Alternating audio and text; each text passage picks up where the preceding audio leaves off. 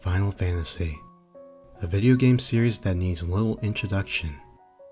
Spanning over 50 games, movies, anime, and much more, Final Fantasy has been capturing the hearts of gamers for over 30 years. With expansive stories, beautifully designed music and worlds, and innovative battle systems, Final Fantasy managed to not only make a name for itself, but was one of the key games in bringing RPGs into the mainstream. If you ever found yourself wondering about the origins of the series, but been overwhelmed by the 30 years of history to go through, you're in luck.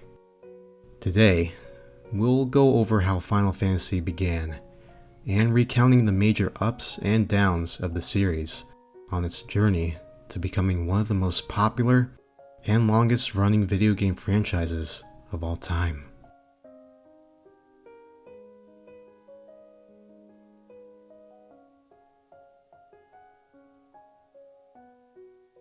Final Fantasy started out as nothing more than a pipe dream for a young member of Square's development team, Hironobu Sakaguchi.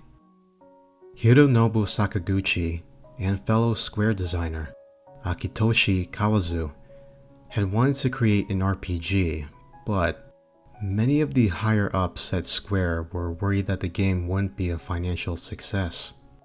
Hironobu Sakaguchi's dream would finally be given a chance after the 1986 release of the RPG Dragon Quest. After seeing the commercial and financial success of Dragon Quest, Hironobu Sakaguchi was finally able to begin work on his own RPG. The team that was assembled to work on the game was fairly unknown at the time, but many of the people would go on to become big names thanks to the series. Akitoshi Kawazu, who worked on the battle system for the game, decided to incorporate elements from Western RPGs, like elemental weakness, into the game. Artist Yoshitaka Amano was brought in to do the key visuals and character designs. Square composer Nobuo Uematsu was tasked with creating the soundtrack for the game. On December 18th, 1987, Hironobu Sakaguchi's dream finally came to fruition when Final Fantasy was released in Japan for the Famicom. Final Fantasy received praise from fans and critics alike. The game featured a 4-character cast and a job system, allowing the player to customize their party however they wanted, and battle animations where you could see your characters moving, casting spells, and attacking. With all of these elements, Square had created an RPG that nobody had ever seen before. This combination of Japanese and Western RPG elements had set itself apart from traditional RPGs, and its formula would later become the norm for all Japanese RPGs.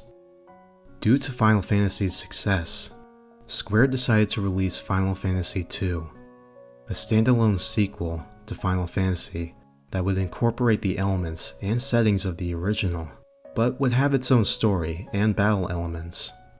While not as successful as the original, Final Fantasy II did well enough for Square to release a third entry in the series that returned the battle system to what was seen in the original and added an expansive job system.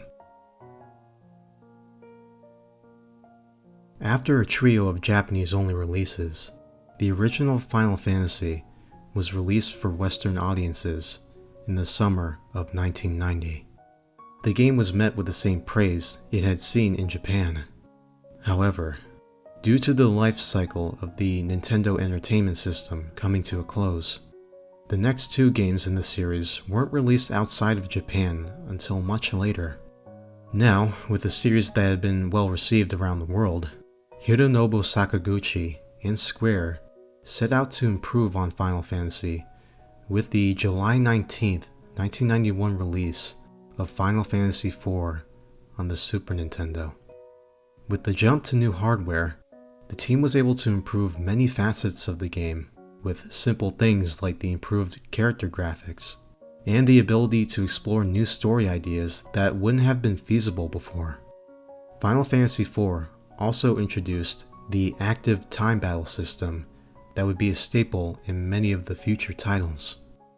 Final Fantasy IV was released as Final Fantasy II in the West on November 23, 1991. Final Fantasy V was released in Japan on December 6, 1992, bringing back the job system seen in Final Fantasy III. Final Fantasy VI featured the major change for the development team of Final Fantasy. Hironobu Sakaguchi moved from the director role he had since Final Fantasy II to being the producer of Final Fantasy VI.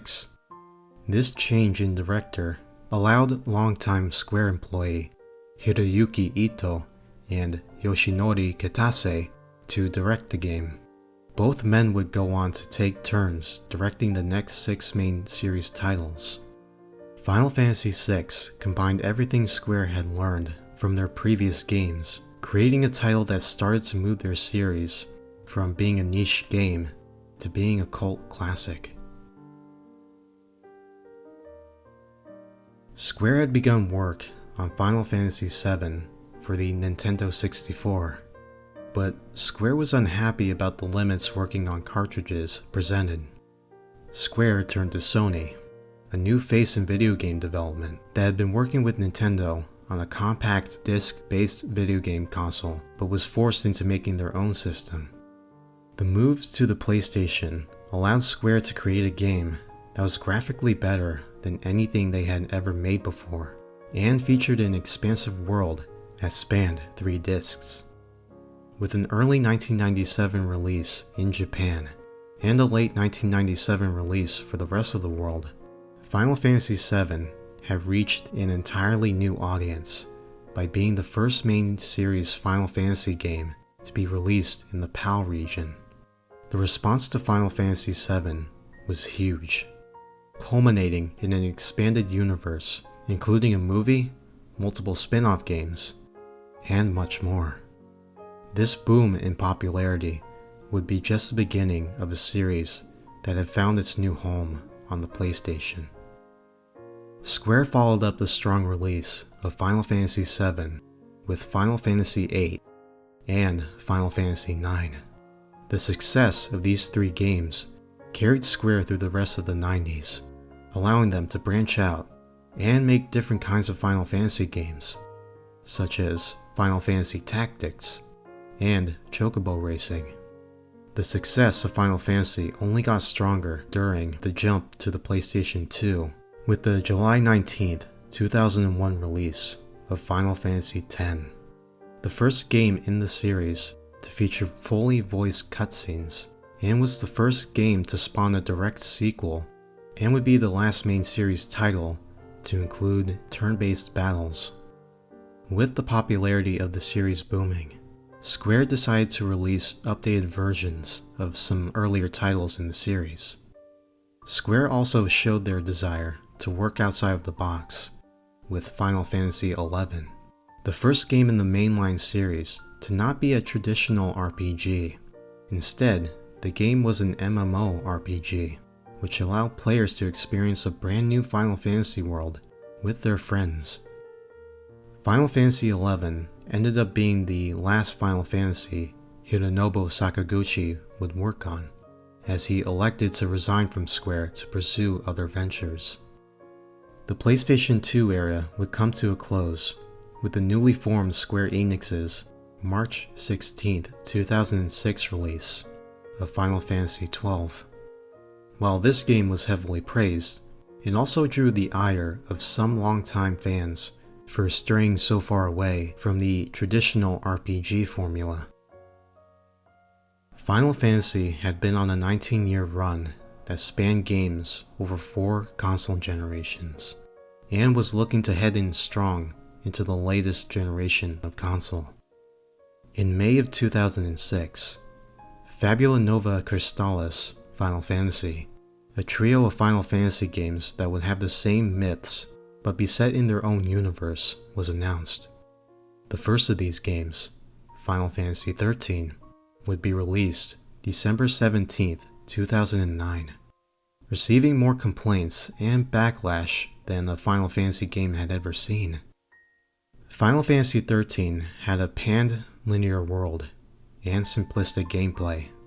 This game would be the start of a downward spiral for the Fabula Nova Crystallis. Final Fantasy XIII had two spin-off games, Final Fantasy XIII-2 and Lightning Returns, Final Fantasy XIII, with each one selling less and less despite attempts to improve the gameplay. The other titles of Fabula Nova Crystallis didn't fare much better. Although Final Fantasy Type 0 received good reviews, it received a Japanese-only release on October 27, 2011, with Square Enix stating that they had no plans to port the game to other countries, and Final Fantasy Versus was stuck in development with little to no information coming out for the better part of a decade. With the many setbacks and fans losing faith in Square Enix's ability to produce a quality Final Fantasy game, the future of the series looked bleak. However, things started to look up in 2013, when after 7 years of development, Final Fantasy Versus 13 would be rebranded and turned into Final Fantasy 15. Final Fantasy fans would also be in for another treat, when in 2014, a remastered version of Final Fantasy Type 0 would be released worldwide thanks to the support and desire of the fans. With the fans worldwide able to play Final Fantasy Type 0 and a steady stream of information coming out about Final Fantasy 15, fan interest had begun to rise again, with things started to look up for the series. Finally, on November 29, 2016, 10 years after originally being announced, Final Fantasy 15 was released worldwide for the PlayStation 4 and Xbox One. Final Fantasy 15 was the first Final Fantasy game to feature an open world, providing the player with less of a streamlined storytelling experience and more of an adventure where you are bonding with the characters as you play through the game with them and feel you are part of the adventure. Although the game received some complaints about the lack of story and battle system, most of the fan reception was positive, and the game sold over 6 million copies in the first year. Over the 30 years since the release of Final Fantasy, there have been many ups and downs for the series. Final Fantasy's longevity has allowed it garner fans of all ages all around the world. As a franchise, Final Fantasy has not only become one of the longest lasting franchises, it has also become one of the top 10 highest grossing video game franchises of all time. Final Fantasy managed to become a household name, putting its name in with some of the most known video game franchises. Final Fantasy's popularity has risen to the level of even having people who have never played Final Fantasy recognize its name. With over 30 years of history to go through, it's easy to see common themes that contribute to Final Fantasy's success. Final Fantasy has always succeeded by having dedicated workers who truly love what they are making. Final Fantasy has been able to roll with the punches through the years. Through the good times and the bad, Final Fantasy has managed to come out stronger than ever thanks to the love of both the fans and the people working on the game. When you start playing a Final Fantasy game, you can feel that love in the story, the world, the music, and all the other aspects of the series that has made it a cult classic, and you can see how Final Fantasy has lasted so long. Starting out as a niche game that redefined the RPG genre, and ultimately becoming something much more than just a simple video game, Final Fantasy's longevity can be attributed to the series always being ahead of its time and not afraid to take risks when it comes to storytelling and game design. While many video game franchises have come and gone over the last 30 years, Final Fantasy has been one of the few games that have had not only a major impact on video games, but a cultural impact as well, with the Final Fantasy series showing no signs of slowing down. The history of Final Fantasy will continue on into the future. Let me know in the comments how you